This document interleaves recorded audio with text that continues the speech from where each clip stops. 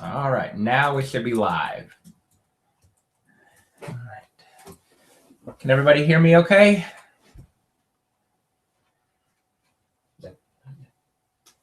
All right. No, they're all saying not yet. Why is it not working? You just gotta give it a minute.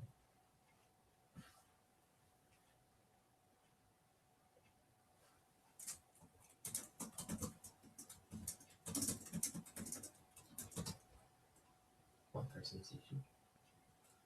All right, I think we're up and going now, so we'll go ahead and get started. Thanks for taking some time out to join us for another fun Submissions for Smorgie Live. I know from the chat that I could see just a second ago, lots of people are on a snow day, lots of people expecting snow. We just went back to school for the first day today after 7 days of snow and ice. So it was great to get back to see my little mustaches and get back into a routine. But I'll admit, I did miss sleeping in a little bit. So let's get started because I know you have tons of questions and I want to get to as much as we can tonight. So start sending in those questions in the chat box. And don't forget to head over to the blog, thekindergartensmorgasbord.com, and enter to win a couple of prizes. We have a 1-year subscription to ESGI, which is online computer-based assessment software. And my favorite, Centos was kind enough to send over a mega prize pack of goodies. A lot of the stuff in the Centos prize pack isn't even available on the market yet. So once you get this, you'll be one of the first people to have your hands on some of these things. So if you're ready, let's get started. Remember, tonight we're going to spend about an hour talking about all things literacy and writing. So fire away. Nothing yet. All right, so I'll start with a question from Ashley about our end of the year reading goals in our district. Our district sets our end of the year reading goals for every grade level. At the end of kindergarten, our kindergartners should be reading on a level D on Fountas and Pinnell.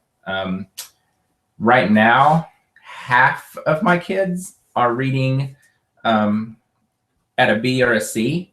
I have several that are already on a level D, and I have several that are way higher than a D, and I have one little guy who's actually reading about at a level J already in the school year. So those are our district goals. Of course, I would like all of my kids to be reading on grade level, but I also am very much aware that it's not always developmentally appropriate, and some of our kids just won't get there, and that's okay, because they'll get there when they're ready. If it's somebody, if I have a kid that's really far behind and struggling, then I worry about it and get extra help. But so level D with Fountas and Pinnell, I'm not sure how that translates into some of the other levels and different types of systems, but I know ours is a level D on Fountas and Pinnell. And that leads me, go ahead. Question to comment. All right. Okay, so I've got a question from Alan Lake. Alan wants to know, how do you effectively transfer students from level to level in guided reading groups? All right. Hey, Alan. Number one, what I found to be really effective with my kids to move them is sight words. Once we kicked up our sight word instruction last year and really started pushing our kids with sight words, I noticed that they moved levels a lot easier. And this year I have 4 kids. I call them my bubble kids because they're right on that bubble of their reading wants to take off, but something's holding them back. And I've been looking at their data and some stuff, and what's missing for them are sight words. And so I really think that sight words is a big key to get our kids to read and to move those levels. And another thing is just lots of practice. I read with every kid every day, and I think that makes a tremendous difference. Just getting that one-on-one time or that small group time every day so that I can read with every child every day makes a big difference. So lots of practice and sight words. I really am a big believer in the power of sight words when it comes to getting our kids to read. Angela wants to know, what level should your kinders be on at the end of the year? We use Fountas and Pinnell, and they should be on a level D at the end of the year. Brianna asked, what guided reading levels do your kids come in with?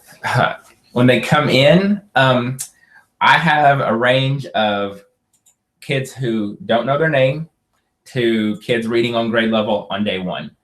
So they come in across the spectrum. Average, if I had to guess, probably a third or so of my kids would probably come in right at an A, or just, real close to being at a level A. Erin wants to know, do you have your students memorize sight words? And if so, how many, how, indulge, or fry? All right. So welcome to working for a very large urban district. We use our own list of sight words. It really is just a combination of the fry list and the indulge list. The district requirement for kindergarten this year is 88 sight words. But we're going to be a little ambitious, and we're going to push for 100 sight words. We do sight words every single day, and we use a sight word routine that we call the sight word 60. And what it does is that it gives the kids 60 exposures to the words every week. So brain research says we need about 21 experiences before we remember something and put it into long-term memory. So this routine gives them 60 exposures to the word. So Monday, we read the word, we spell the word, and if possible, we say the sounds in the word, and then we read the word again. Then I use the word in a sentence, and they repeat the sentence. So that's Monday. Tuesday and Wednesday, we review the word quickly, and then the kids use the words in a sentence. Thursday, we do sight word grid. And so when I pull my small groups, they have a small grid. It's just a 4x4 square. All of the words are listed. We read through the words quickly, and then we color the grid. So I would say, okay, find the word the, color the word the blue. So they'll find all of the word thes on their grid, and they color those blue. Then they take that home. And then Friday, again, quick review of the words. Then we play a little game, an activity, and then we play our royal fanfare music, and we blast it through our sound bar, and we add the words to the word wall.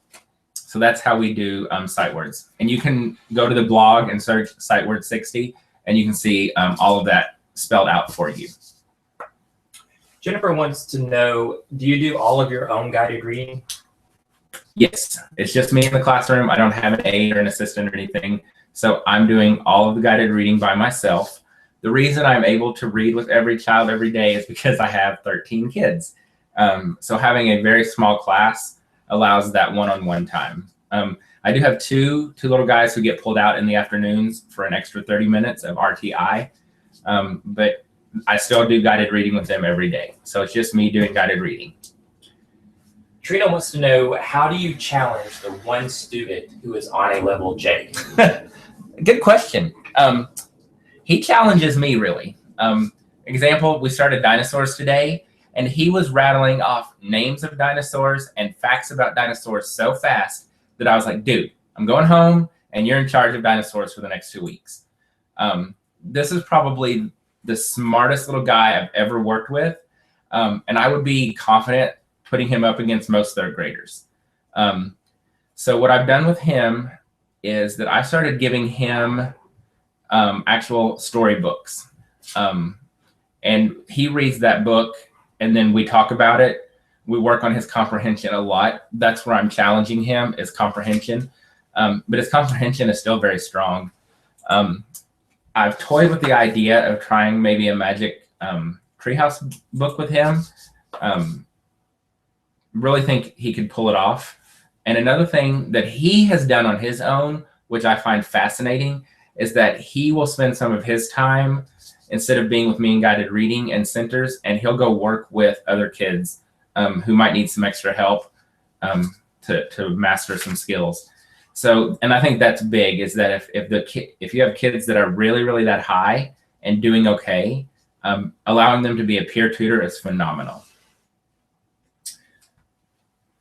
Tracy wants to know, how often do you send readers home with your kids? I send a reader home every Thursday. So every morning during our literacy block, we read an emergent reader, which this year I've started writing all of our emergent readers. So they're sight word based. They're always free on my blog. But on Thursday, I send a copy of that home with them. So they get, they get one every week. Alexandria asks, what do you teach after students master CVCE and blends? We will start working on some ING. So the King of Ing will be something that we work on. And really, like we'll kind of just stick to the CVC, CVCE blends, and those King of Ing. And one year I did pull in the ED, that ed ending also. But I kind of at this point in the year, once we've kind of mastered what we need to, is we really kind of hone in and work with those kids individually who need some extra practice, and just keep really making sure that everybody has that strong foundation and they're ready to go to first grade. I think you might have touched on this a little bit earlier, but Beth Pittman asked, do you work with all of your students every day? Yes. And how long do you work with each group? So I do work with every group every day. And like I said, I do read with every child every day. Guided reading groups will last about 10 minutes, maybe 15. Well, of course, with my lower group, I might spend a little more time with them. And then, of course, with my high group, it may be 10 minutes or so. So not a long time. And then, I try to pull everybody one-on-one. And sometimes that happens at other points in the day. But yeah, 10 to 15 minutes. 15 is at the most, closer to 10 for guided reading. Alan has another question and wants to know, do you ever do whole group for reading and writing before you breaking into guided reading? Yes, we always do whole group. So let me walk you through our literacy block quickly. So we start, and I count morning meeting as part of our literacy block because there's so much literacy and writing. So morning meeting, then we sing a couple of songs. Then we do, we change our name for phonemic awareness. So today was Wednesday. So everybody would change their name to W. So Jason would become Wason. So we go around the circle, everybody gets a turn. Then we do sight words. So we'll do that quick sight word routine. Then we read a poem. So we have a poem every week. And that's great for building fluency. Then we read our emergent reader. Then we'll work on some phonics, phonemic awareness skill for a few minutes. And then we'll do our read aloud and comprehension. And then we move into guided reading and centers. And then we have another hour for writing. And then, so for Writer's Workshop, it's a quick 10, 15 minute mini lesson. Then we talk from everybody quickly shares what they're going to write about that day. And then they go off and write. And as they're finishing up writing, I'm conferencing with them. So we have a few questions here back to sight words. I know we touched on that earlier, and these questions are a little slow getting to me based upon just the conversation. So please bear with this if we have to backtrack a little bit from time to time. But you talked about sight words earlier, and we have a few questions relating to those. One is, do you send sight words home for extra study and keep the parents included in practice? And then also, do you have them write sentences with those sight words? All right, so I do send home a list of all 100 sight words, and I'll send that home periodically. And a lot of times parents will say, hey, we need another list, and I'll send it home. On Thursday, they take home their sight word grid to practice. I put the sight words for the week in our newsletter that goes home on Monday. And then what I've done, when I've looked at data, and I have several kids who are kind of behind on sight words. So what I did was I took my black and white sentence strip sight words, and I copied them all on different colored cardstock, and I sent those home with the kids. So a group of kids took home all 100 sight words on some little cards so they could be practicing. So I do make sure that they're getting practice at home. For writing sentences with sight words, we have a really fun center activity that we do. It's called Paint Stick Sentences, and you can search for it on my blog. But what I did was I went to Walmart and borrowed some paint sticks. And here's the trick. You can go in and you can go to the paint department and take a big handful of paint sticks. And when you go to the register, say, how much are these? I'm a kindergarten teacher. And they'll say, don't worry about it. So what I did on the paint sticks was I wrote some pretty basic sight word sentences. So like, I see the, and then I left a blank. So I see the blank. And then I made some little picture cards, and these are free on my blog. And so they pick a picture card, they pick a paint stick, and they put the picture at the end of the sentence, and they make a really funny, silly sentence, and then they write it. So they're getting sight words, and they're working on writing sentences. So that's a fun, easy way to get them writing those sentences with their sight words. Here's a question that kind of relates to TPT and your creations that are on TPT. Valerie wants to know if you like to be given or suggested other people's activities, or do you just prefer to use your own creations? Oh, no. I think the more ideas, the more resources we have in our classrooms, the better. So if somebody sends me something or says, hey, what do you think about this? Or, hey, I found this, you should use this, I'm all for it. I think I'm lucky because I create my own stuff, so I'm able to tailor it really to the needs of my kids. But there's so much amazing stuff out there that the more I can get my hands on, the better for my kids. And so I'm all about using other people's things, because at the end of the day, it's all about the kids, and whatever I can do to make sure that they're getting the most out of every minute in our classroom, I'm all for it. Whether it's my creations or other people's stuff, I'm all for it. So here's a question that's still related to that somewhat. Tiffany Mapp wants to know, she was unable to get logged in through YouTube, but she sent me a question on Facebook and wants to know how you incorporate word worms with the sight word 60. So with the word worms is a creation of mine on TPT, and it's a sight word recognition and incentive program. And so as they master one word worm, they move to the next word worm, and the list grows and gets harder. And the goal is to get through all 8 word worms. So what I do is I just take those lists, and because they tie in with our sight words that we're already learning, what I'll do, and I usually start this in March, I'll just, on Friday, I'll just assess them quickly on their word worm, whatever word worm they happen to be on, and then we just incorporate it that way. So it just becomes a little bit of an assessment piece with that incentive. So every time they pass a word worm, they get a sticker, and they get to add a circle to their caterpillar to make him grow, and they get a certificate. So really it just works as an assessment piece for practicing our sight words. So it works really well with the sight word 60. I have a question from Yohandi, who says, how do you help a student who shuts down and quits reading when they reach a word they don't know? It's hard. I think sometimes our kids feel the pressure that we feel. And so I think it's really hard. I think the key is lots of encouragement, lots of modeling, and let the kids see you struggle and make mistakes, and let them see how you handle it and how you fix it and how you keep going.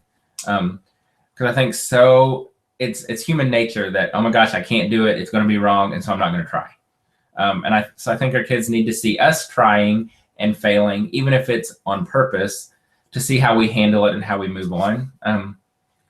I've had cases where when I had a little girl who wouldn't read because she was scared to death of messing up, and when she read her first book, like, we literally stopped everything, we turned on the music, and we had a dance party.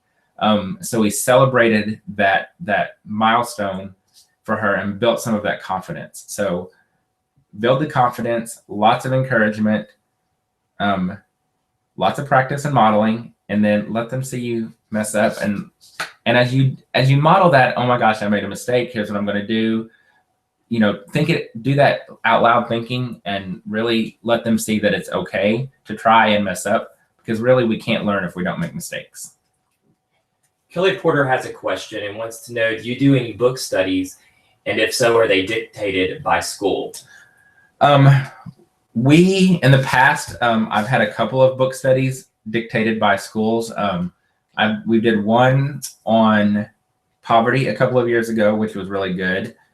And then several years ago, we did worksheets don't grow dendrites. That was mandated by our principal. So I've done a couple. I found them very useful. And if you're interested in a book study, I know Elizabeth Hall at Kicking in Kindergarten is either getting ready to start or might have just started a book study on worksheets don't grow dendrites. And I know there's a whole bunch of people involved, so that's an opportunity for you to take part in a book study. And that book is phenomenal, by the way. So there you go. Middle kindergarten teacher wants to know if you teach past, present, and future tests. And if so, how do you do it? He says that it was in their lesson today from Imagine It kindergarten curriculum, and he's having a hard time. I don't teach it formally. We talk about it. We mainly talk about past and present. And we talk about, is this happening right now? Or did something already happen? And so like today, we started with dinosaurs today. And so we were talking about eat and ate. And so, just real quick, teachable moment, if they ate it, that means they already ate it. And so then we talked about breakfast. Well, we aren't eating breakfast right now. We ate breakfast already. So I think relating it to real life experiences and even maybe like something that's happened that same day so that it's really concrete for them is a great strategy. And just maybe in trying to incorporate it even daily, once or twice if possible. Concrete, real life, and daily would be my best advice. I have a question from Eller Allison who says, how is your literacy time scheduled in terms of time? How long is whole group instruction and how long is guided reading? We have a 90-minute reading block. So about 30 minutes is whole group. So that goes back to that literacy routine that I talked about earlier. Takes about 30 minutes, including the read aloud and the comprehension. And then that leaves about 60 minutes for guided reading. And then of course, while we're doing guided reading, they're working in their centers, which we're not supposed to call centers. So we call them hippopotamuses. Really, hippopotamuses. We're not allowed to call them centers, so we call them hippopotamuses.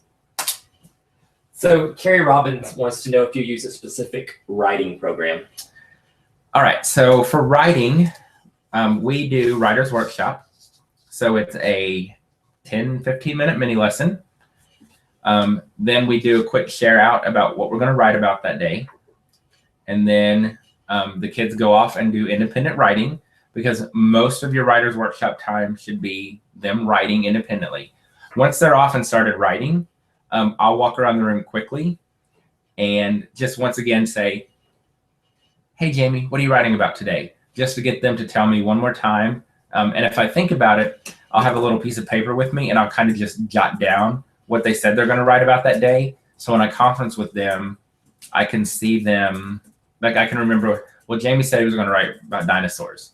And so when they're done with their independent writing, they just set it on my table and they go back to their hippopotamuses and get back to work. And then I conference with them one-on-one. And then we don't share every day, but a couple of days a week, we'll have about 5 minutes where we get a couple of volunteers to share their writing.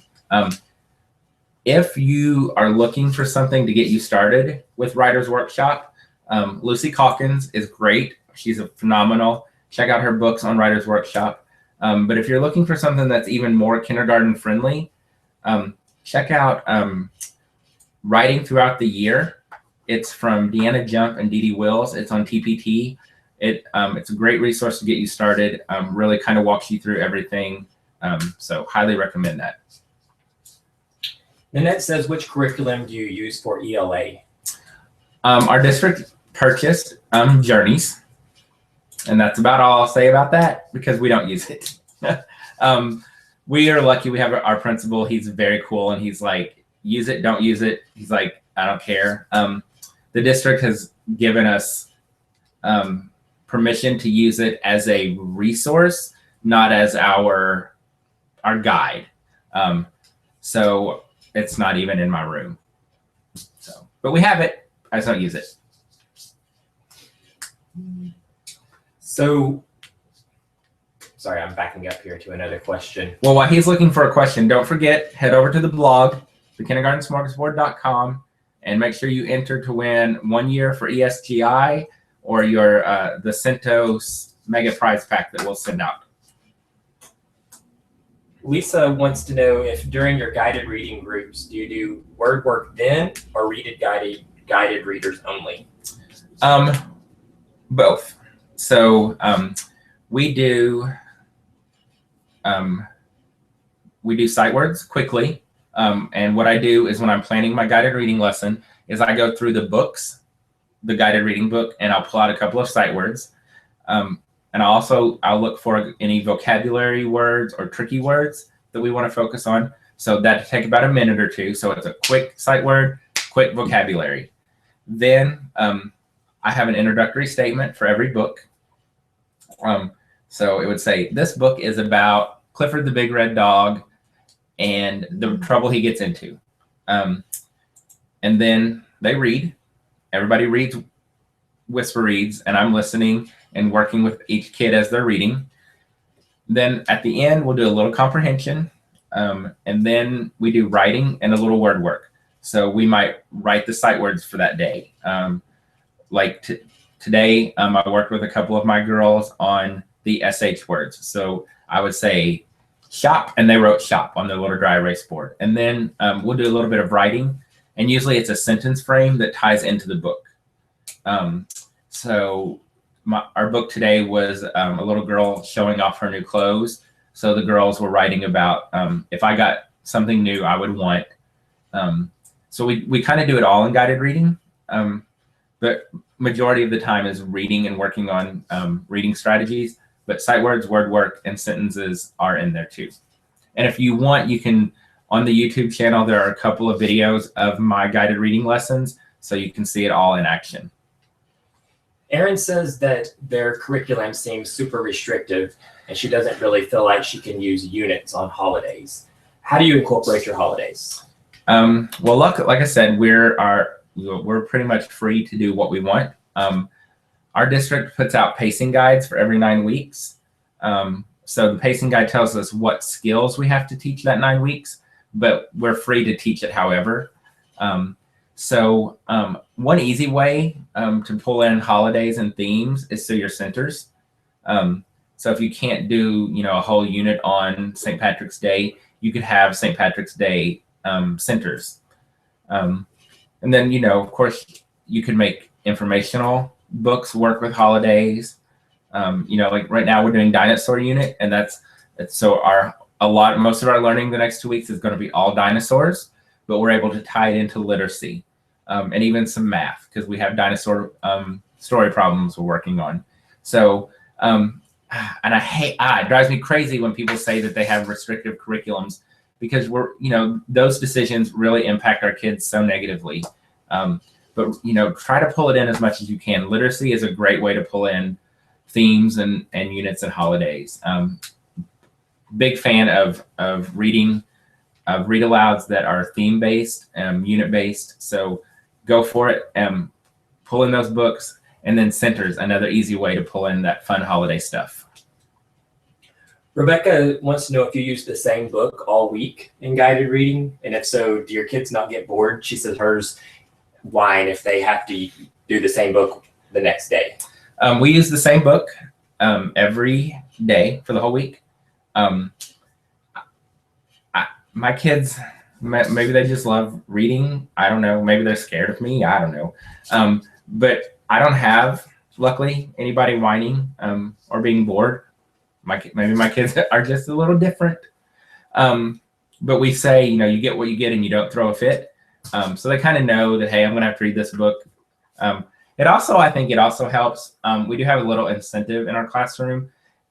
Every Tuesday or Thursday, we have someone who brings a therapy dog to our class, and every one of the kids gets to take a turn reading their guided reading book to.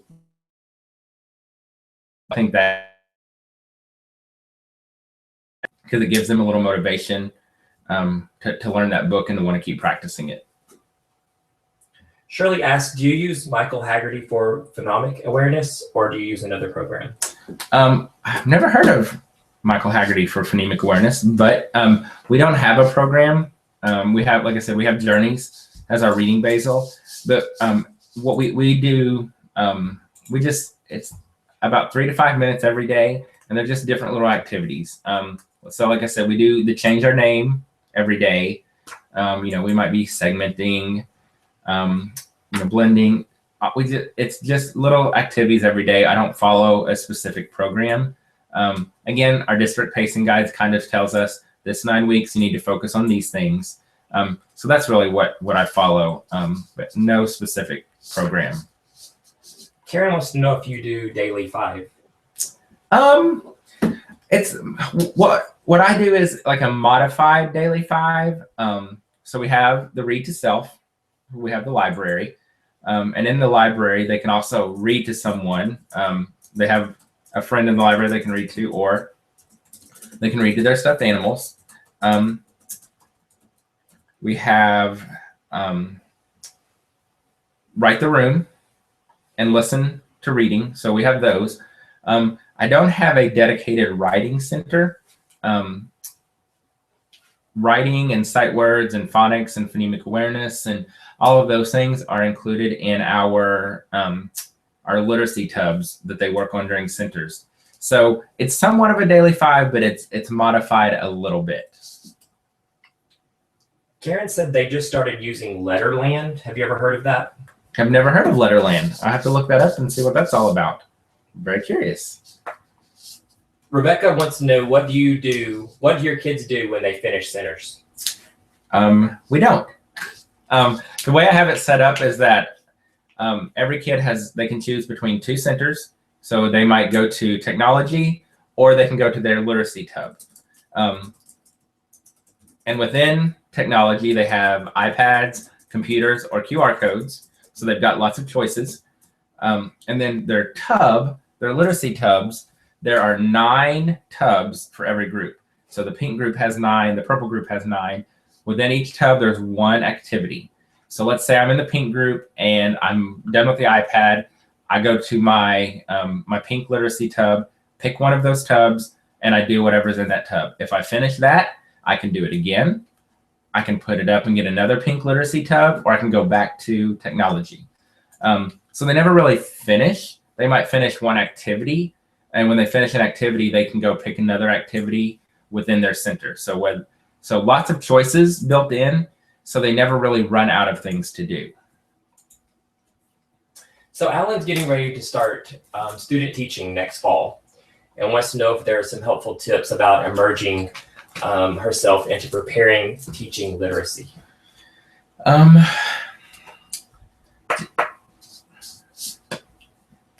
There's Scholastic has a great book out about guided reading, and I can't think of the name off the top of my head. Maybe somebody can put it in the chat and Jason can yell it out.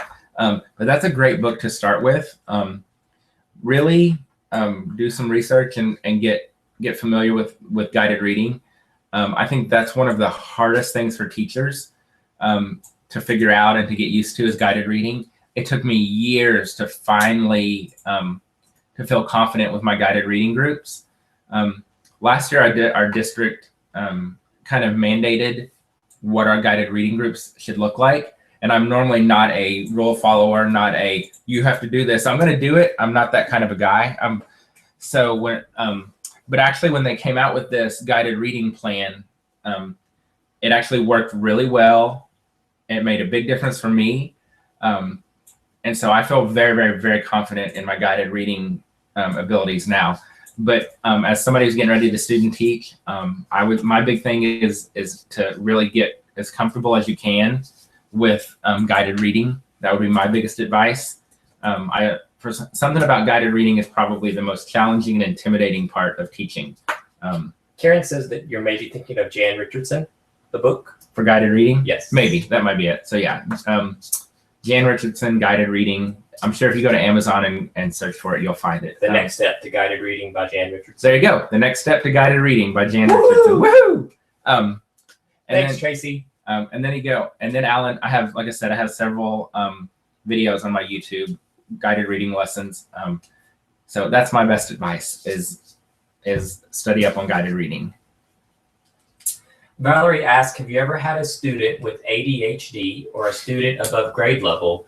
And how did you cope with their boredom, high energy, and or refusal to do repetitive work, especially reading and writing? All right. So earlier I talked a little bit about my little guy who's reading at like a level J. Like I said, he could probably go to 3rd grade and blow them out of the water. So what I do with him, one big thing is technology. He likes to be on the computer and the iPads, so that's a great way to keep him motivated. We also have another little boy in kindergarten who is really high, and so a lot of times they will pull each other out of the classroom and they work out in the hallway on some 1st and 2nd grade stuff. For ADHD,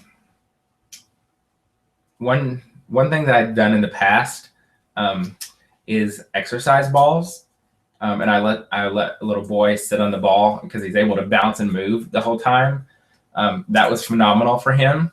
Something else I've done was I've given one of my boys a certain space, and we marked it off on the floor, and he knew he could do anything he wanted in that area, but he couldn't leave that area.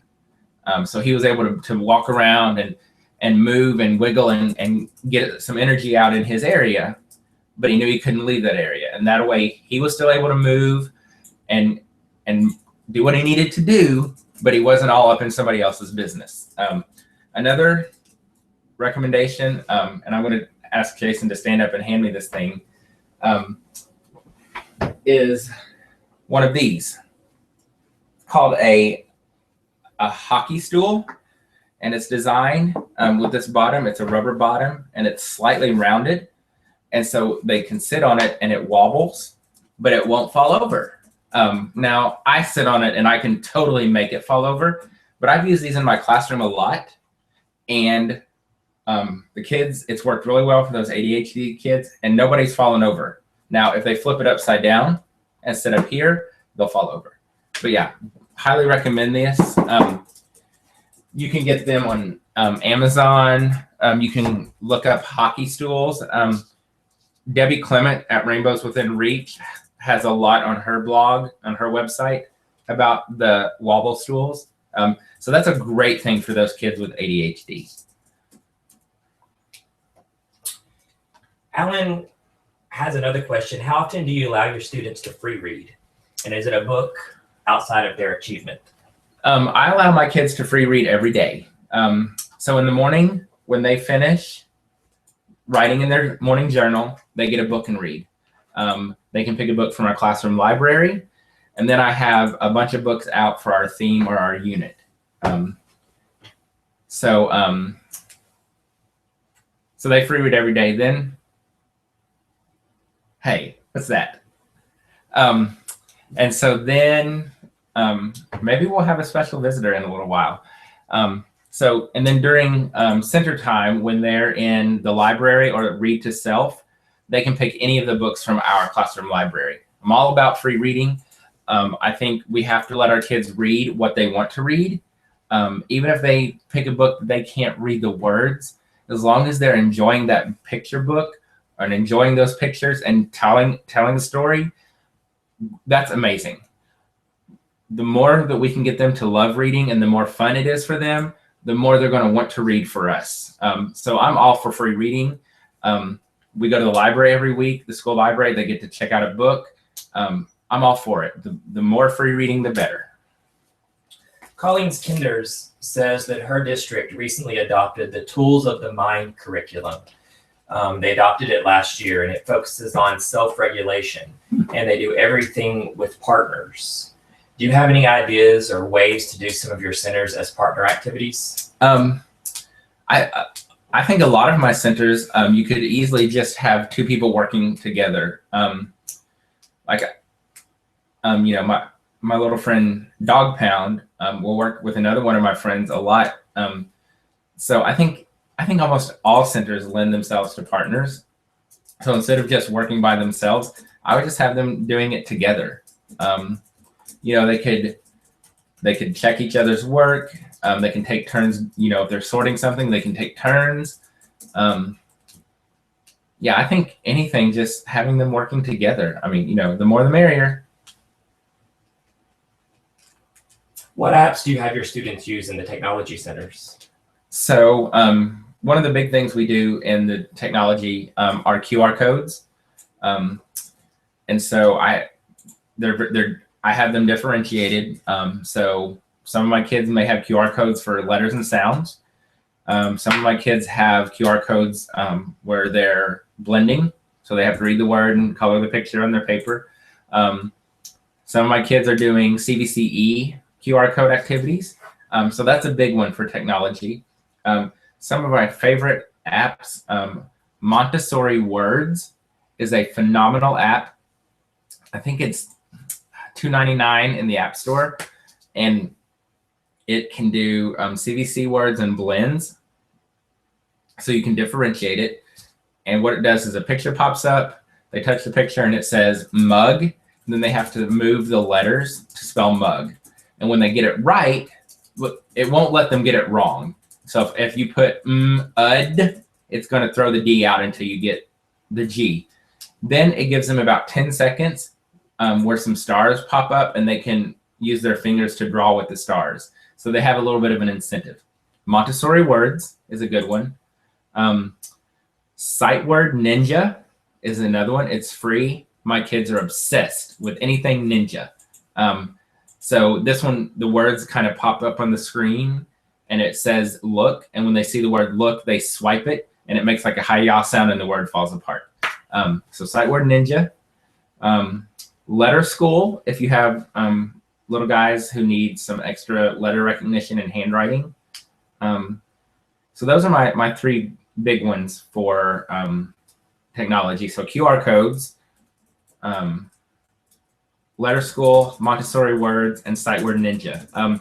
Also, Grasshopper Apps has some good ones, and they're usually free. So there's like Sight Word Touch. There's one for letters, so it'll say find the A, and they have to touch the A. So those are some good apps that we have going on during technology. But most of our time is spent with QR codes. Stephanie wants to know what you use for interventions. She says her district uses BURST intervention program. We, our state this year mandated some new RTI protocols. So we call it RTI squared. So the kids who are tier 3, and I may get this backwards, I always do. The tier 3, so the kids who are really far behind or really struggling, they get pulled out for 30 minutes and they work with an interventionist. Then the kids who are tier 2 are supposed to get an extra 10 to 20 minutes of instruction, like one-on-one or small group. And then the kids who are tier 1 or at grade level or benchmark, they get enrichment. So we don't have an RTI program that we use. So those tier 3 guys get pulled out. That tier 2 group, we have a pre-K assistant that comes in the afternoon after pre-K is gone, and she will pull the kids and work with them for a few minutes on sight words. So that's how they're getting that extra one-on-one time. And then enrichment, what we have been told that we're allowed to do, and I think this is a phenomenal thing, is art. Art actually is okay to use as enrichment as long as it has writing tied into it. So that's how I'm able to get a lot of my art stuff in, because it's those kids that are at benchmark, which is all but like 3 of my kids right now, they're able to do enrichment as art and writing. So that's what our RTI looks like, just because we don't have a program. Who are your interventionists that work with tier 3? It is actually somebody that the district hires. So that's her dedicated job. She's actually a retired teacher. So she pulls the groups from every grade throughout the day. So that's who does our tier 3. Rebecca just asked, who's checking the students' work as they complete their hippopotamus center time? I don't check their work. I kind of monitor them. Usually what I'll do when one guided reading group is transitioning to another is I'll pop up and kind of walk around quickly and make sure everybody is doing what they are supposed to. And then what generally happens, and this is not something that I train the kids on, it just kind of happens, is that when they finish something, they will walk up to me and do this. And so I can glance at them and kind of be like, and they know to go fix it. So I don't check it. Like I don't collect it and look at it. It's just kind of a trust and excuse me. It's a trust and honor system. But like I said, they want you to see that they've done it. So I do get to glance at it when they're finished. Going back to the art projects, do your tier 3 mustaches never get to do the art projects? I try to get them as much as possible. Usually they come in, they come back from their intervention, usually about halfway through the art project. So I always try to get them in if it's possible. So they get to do most of them, yeah. And I wouldn't leave them out. Sometimes they do might be a slightly modified version of the project to help them catch up or to get it done. But yeah, they get to do it. Does your district have any literacy coaches that you can lean on? We do. Every school has one literacy coach. So they come in and observe and give us feedback and model lessons. And on Wednesdays, we meet with our literacy coach for PLC. So like right now, we're working on Writer's Workshop. So we'll have some PLCs on Writer's Workshop, and then she'll come in and observe and then give us feedback. Do your students have any quiet time or rest time? Nope. That's an easy answer. Our district really doesn't allow it. But I know some schools in our district, the kindergartners take a nap. My school is an extended day. So the kids are actually in school from 7:30 to 3:45. They have an hour of specials, 30 minutes of lunch, and 25 minutes of recess. But we don't have a dedicated quiet time or nap time. But here's my thing. They're 5. It's an 8-hour day. They're 5. And we work really hard. So if you fall asleep, you fall asleep. I'm not waking you up, and I'm not going to be mad at you. Nothing's going to happen to you. If you need to sleep, sleep. That is fine with me. So we don't have nap time, but if they take a nap time, they get a nap time. Now, if only I could get a nap time. Laura D wants to know if your kids get to go to any art or music classes. We do. Every day we have art, music, PE, and computer. And then every 2 weeks they go to guidance. So we have specials or special areas or rotations every day for an hour. Like so today my kids went to music. Tomorrow they'll go to the gym. So every day we go, and that's our hour of planning. That could be my nap time. So this is going to be one of our final questions because we're getting low on time. We might get another one or two in, but Nanette wants to know about QR codes. She's not familiar with them, so she wants to know what they are and how they're used. All right. Quickly, before time runs out, if you haven't entered, run over to the blog real quick and enter. We're going to give away 1 year of ESTI and a CentOS prize pack here in just a minute. QR codes. What it is, if you look on any product container, you'll see a QR code. It looks like a funky barcode. You download a QR reader on your iPads or your iPods or your phone, and you scan that code, and the code is linked to a document. So, like for example, today one of my little girls was working on CVCE words. So she had QR codes from my my Magic E creation. So she scanned the code, and a picture of a robe popped up because that code is linked to that document. So then on her paper, she had to find the word robe and color the word. There's also another paper in there that she might have to actually write the word. So the QR code's really, it's a code that your phone takes the picture of and then pulls up a document. If you are interested in QR codes, I have several free QR code activities on my blog. And then I have two or three QR code creations in my TPT store. So if you're interested, you can check out the free ones on my blog to see how you like them. When I create my QR codes, I create them so that they're easily differentiated. So you might have one set of QR codes, let's say for beginning sounds, but within that set of QR codes, I have 3 recording sheets. So you have 3 different ways to use that one set of QR codes. So you're able to reach all of your kids with one QR code activity. My kids are obsessed with QR codes, and I kind of am too, because I think they're pretty awesome.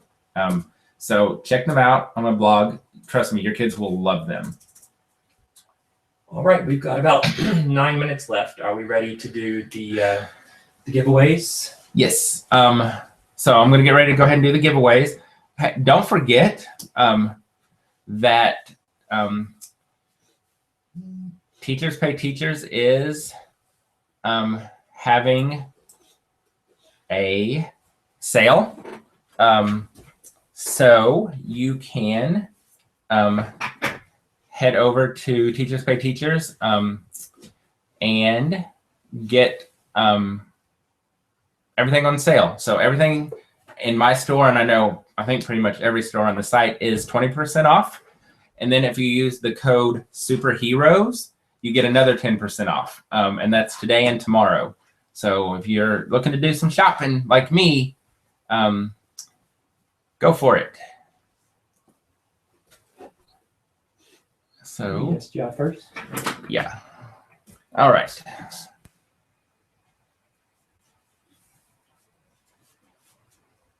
So I think if you notice, the camera just switched because I had to switch computers to give away the prizes. So we'll give away 1 year to ESGI first.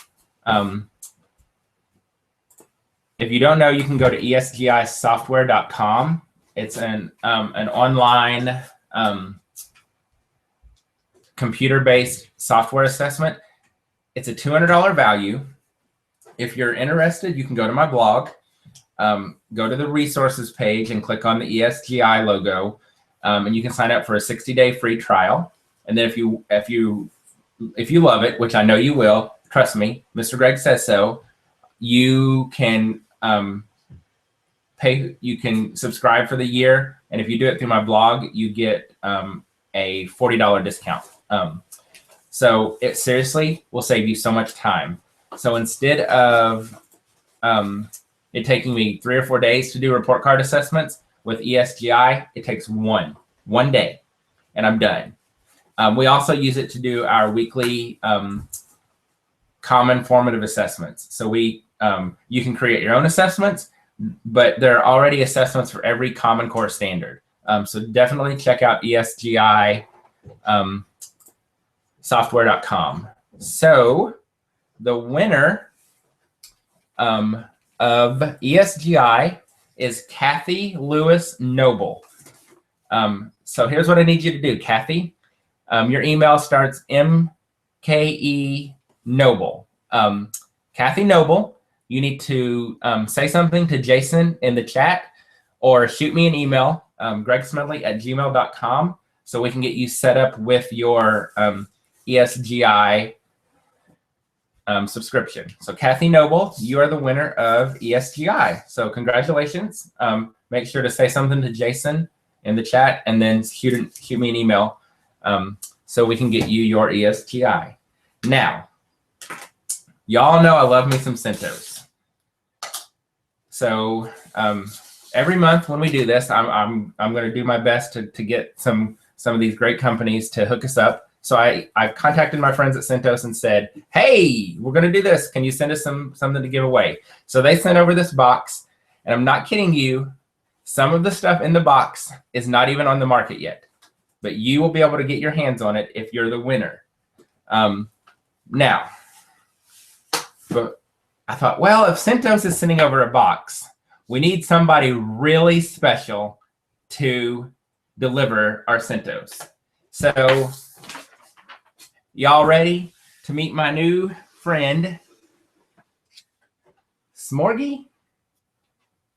Everybody say hi to Smorgie. He's got your prize pack of Centos. So if you don't know, this is Smorgie. And Smorgie is my alter ego. So my friend Nikki at Melonheads created my little mini-me a while back. And it's kind of become my signature. And so Jason had this really bright idea. He said, why don't we get a mascot? So Nikki at Melonhead said, yeah, go for it. So we worked with a company and they created this seriously awesome mascot. And you have to check out the shoes because I think the shoes are hilarious. So this is Smorgie. So Smorgie is going to hang out in classrooms. He's going to go visit classrooms and read to books or read books to kids. And he'll be hanging out at conferences with us. And so he's just another way to bring a lot more fun into the kindergarten smorgasbord. So this is Smorgie. So hopefully we'll get to see a lot of you out and about at conferences or if you're close, maybe Smorgie can visit your classroom. But Smorgie's over there digging through the box of Centos goodies and prizes. So Centos has a new line of stationery coming out called Sugar Rush. So there's some Sugar Rush things in there, some squishy Centos monsters. I know there's also some more of the Sugar Rush pins. There's also some really big, giant crayons and markers that they're coming out with, and I thought those were super fun. There's some, of course, you've got Centos markers in there. So all kinds of good stuff. Centos Play-Doh. So Smorgie's having a really fun time with the Centos.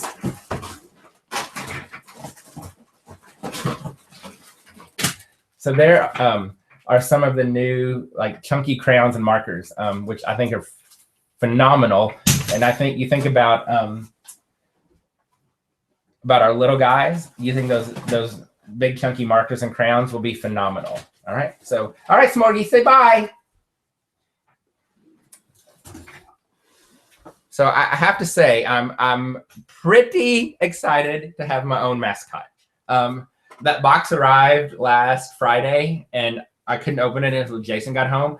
It about drove me crazy staring at that box all day. But anyway, so that's Smorgie. Just another way to make teaching and learning fun and to bring some more fun and excitement into our classrooms.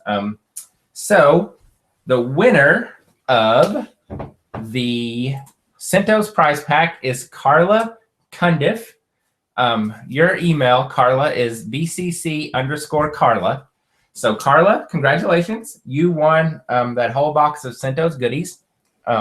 So make sure you send me an email, gregsmedley@gmail.com, and say something to Jason in the chat so we'll know that you're here. We'll get your address and we'll get that box out to you. All right. And don't forget, Teachers Pay Teachers, use the code SUPERHEROES. They're having a sale today and tomorrow, so save 30% off. And when I'm done here, I'm going to go do some shopping.